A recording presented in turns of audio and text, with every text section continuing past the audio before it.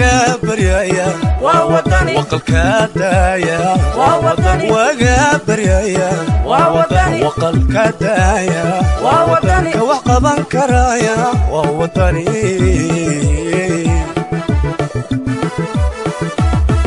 وقابريا ووطني وقلكادايا ووطني وقابريا ووطني وقلكادايا ووطني كوقبا كرايا ووطني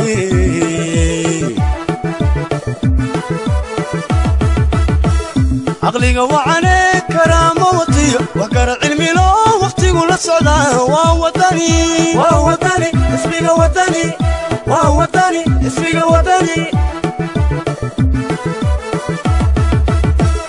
عقلي وعليك كرامتي وكر علمي لو وقتي ولا صدى ووطني ووطني اسمي وطني ووطني اسمي وطني نبضك وضع ووطني وحيال هذا النعم ووطني وحب الدورة ووطني وطنك دسيا ووطني بشاد وطن ووطني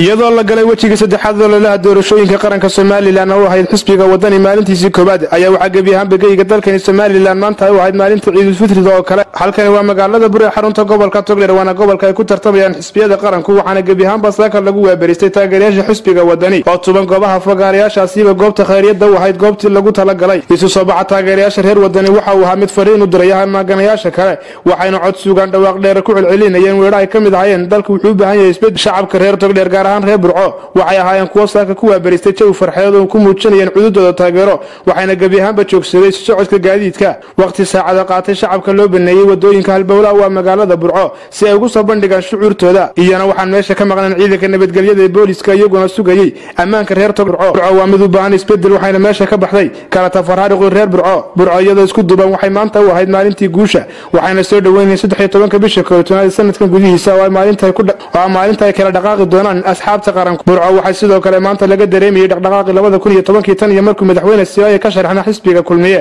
shacabka reer Burco waxa maanta kala soo qayb galay siyaasiyiin rug cadaya sida wasiirka hore wasaaradda arrimaha dibadda Maxamed Biixi Yoonis iyo siyaasiyiin kale waxaana khudbadaha ka jeediyeen kamid ahaa waxa maanta farxadno ah in taageerayaasha xisbiga wadani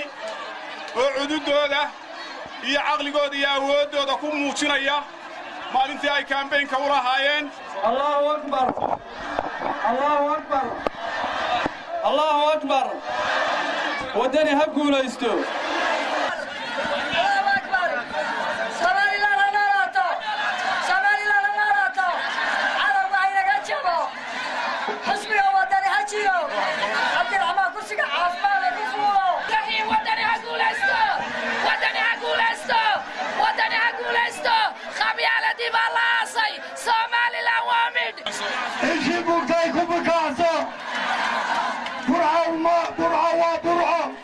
gobolka Togdheer waa midaysan yahay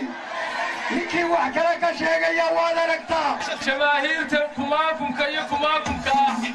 ee ka badan ee 3 jeer ka badan ee ilaahay igu ogyahay 4 jeer ka badan ee aan igu cadaabay intii shay tolo soo baxnay intaana waan ogolahay madaxweynaha ay ixtiraameen wadadiisii ugu dambeysay buu idin soo jooginayaa way ku sheegeen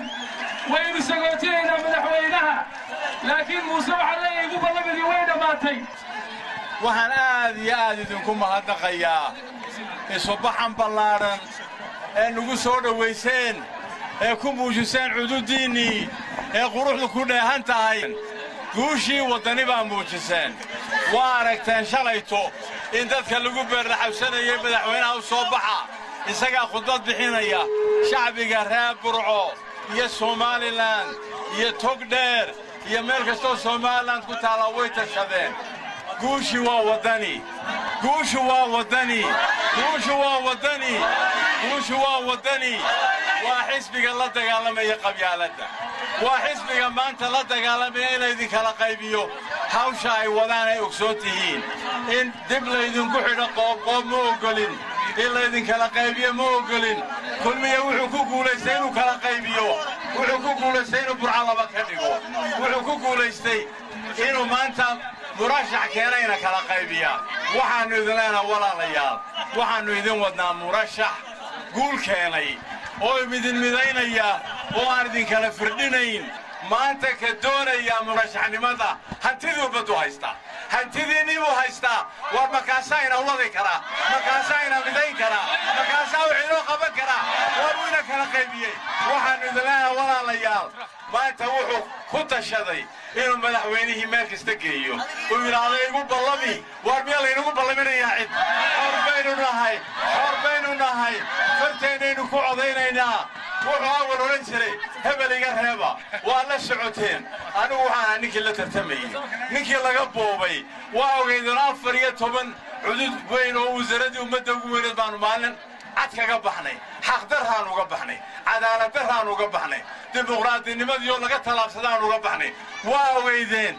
axmed jaamac xaadaan axmed digiro muqbaaya telefishinka caalamiga ee Soomaali News TV Boorco